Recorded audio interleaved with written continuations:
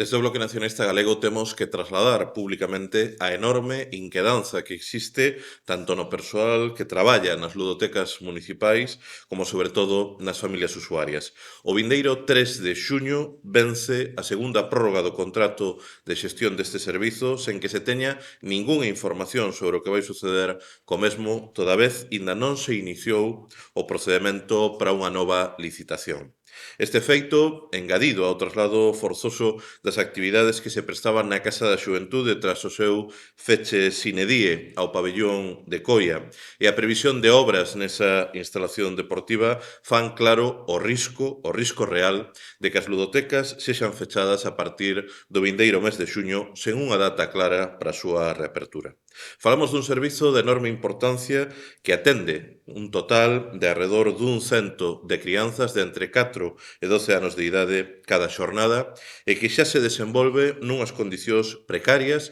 pola falla de vontade e de compromiso do Goberno municipal de Abel Caballero. Tal e como temos denunciado o BNG, as ludotecas do Concello contan cun cadro de persoal por debaixo do necesario e con menos de €1 ao mes por usuario para material. As ludotecas e os campamentos de verán son, na práctica, as únicas actividades e servizos que o Concello de Vigo lle ofrece á cativada da nosa cidade. Sabemos que as ludotecas non